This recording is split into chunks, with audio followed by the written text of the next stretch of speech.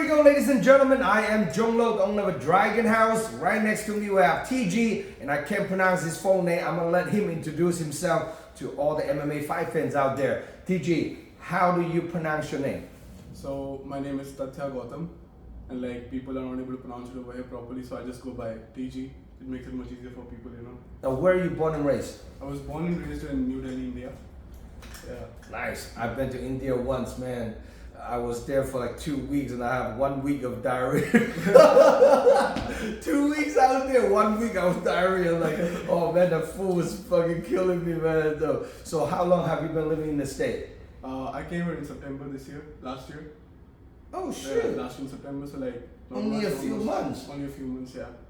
Well, how come you speak English very good? Yeah, like I was doing engineering before this in I see. India, so you know, a little bit educated, you know. Man, on this upcoming fight card next week, I have fighters that been live here for like 3-4 years, and I can't even do an interview with them. I'm like, damn, you know, they have to have translator and all that. That's pretty good, man. So how do you like the life in California? In California is different, you know, totally different atmosphere from what you have in India, for sure. Good atmosphere, good air, you know, good quality of training. The kind of training we have here, like, I never got to experience that in India, so I'm truly blessed. Yes. Well, in the Bay Area, it's a very competitive on the MMA scene. Yes. I mean, you go to like a lot of other countries, even some of the pros, they barely even qualify as an amateur in the state. And that's why it's a big opportunity for me, you know, because like if I'm in the mix with all these competitive fighters, you know, beating all these guys is gonna get my name up fast. Yeah. So that's what I'm in it for, you know. So now, what got you moving into the U.S.? So it's a short story. So I was doing engineering in India, and during COVID, I just got introduced to MMA, and I just fell in love with it, and I was like, I left everything to just pursue it, and my aim was to like just become one of the best amateur fighters in India, and then because I wanted to go into the UFC, I knew that I had to come to the United States, you know, and what better place than, you know, North California to be here, you know. That's pretty good. Now, where do you live right now? I live in Dublin. You live in Dublin? Yeah, Dublin, yeah. Dublin. Right beside my gym in Combat Sports Academy, which is also in Dublin. Right. Do you have a job? Not yet. So just train full time? Yeah. That's On the pretty side, good. you know, teaching kids to a little bit, you know, grabbing all those things. Right. Kids classes. Now, growing up, what age do you start training martial art? So, I started martial arts when I was 22 years old. Oh, it's a few years ago? Yeah, just a few years ago. And before that, I was a soccer player. So, but like, before I was 22, I didn't know what martial arts was. So, yeah. So you never have like a high school wrestling? No, we don't have that in India. Those kind of things, you know, it's not a thing over there, so. But I learned it pretty quickly, you know, so I'm here and people are going to see me March 15th, you know. Yes, next week. I'm excited to have some new blood. So now you have 2 MMA fights. Yeah. You are 2-0 undefeated. Yes. Now where did you have that 2 fights? In India. Oh, in India? Yeah. Oh shoot. Wow. So 2-0 is an Indian in India. Do they have you on Tapology? In India, we don't have like amateur records. They don't put on Tapology. Yeah, it's a bit like, you know how Indian system is, like it's not that advanced. So yeah, it's not on Tapology. I see. Yeah. Wow. You know, this is gonna be the official debut. You're on a big show. This is the biggest show in the Bay Area. This is where people are gonna see me. You know, they're gonna know who I am. That's pretty good. Now, what do you think of your opponent, Gunnar Somerset? You know, to be honest, it's a pretty like basic matchup. You know, striker versus wrestler. So I know what he's gonna come up for. Like I saw some of his videos yesterday. His chin is always up, and I'm always looking for the button. So it's gonna be a difficult night for him. I'm pretty sure of that. This is a classic matchup, grappler versus striker. Yep. So let's see who gets he can get the first takedown, he can get the first uppercut. Let's see. You never know, even if he gets a takedown, you never know what's coming for him on the ground, right? Now, how long have you been? So-called striker. You know? Yeah. How long have you been doing jiu-jitsu?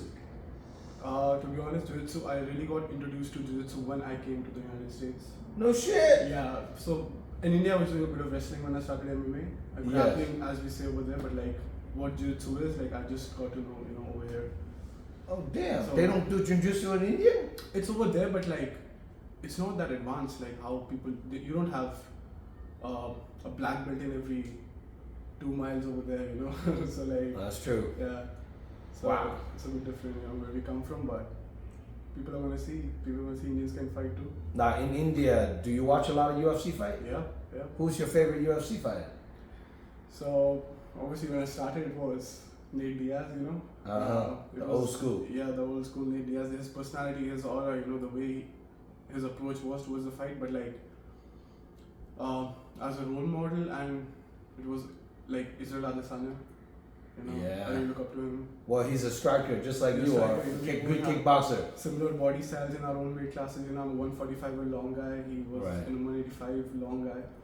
And Now, what do you walk around weight? I know this fight's 145 pounds. You guys weighed the day before. What do you walk around weight? so I walk around at like 157, 158. 135 is too small for you to cut through, right? I can't do 135. Yeah, 145 would be good Yeah, for you. 145 is And how tall are you? I'm 6 6 feet? Yeah. Wow, that's a pretty tall guy for 145, bro. That is a very, very tall guy. Yeah. Wow, like in a perfect world, how long do you want to do amateur before you go pro? I feel like it just, you can't really say, when you want to go. It just depends on the opportunities, like for me, like Saturday 15th is the perfect opportunity fighting for the belt against this guy who's a bit established than me, Mm-hmm. And then just, I'm someone who is always ready to fight, like I'll even be ready for short notice fights, I'm that kind of a guy. So I just want to get the right fights in amateurs, that's going to get me to the professional.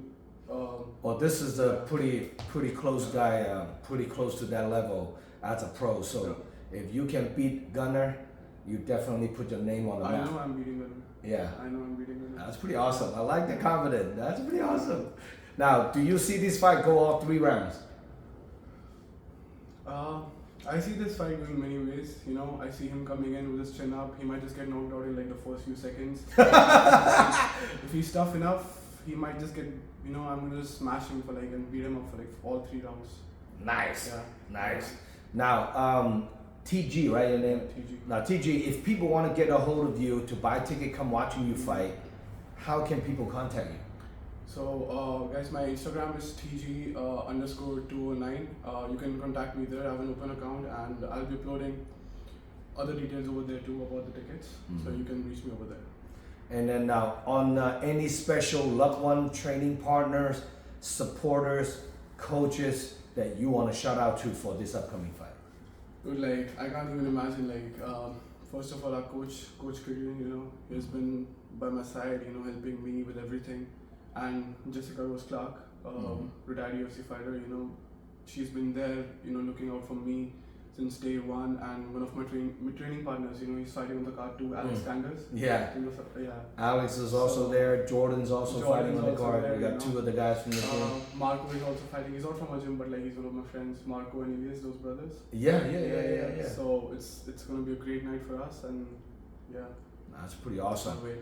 Yeah. Now, if your opponent, Gunnar Somerset, watching this interview, what do you have to say to him?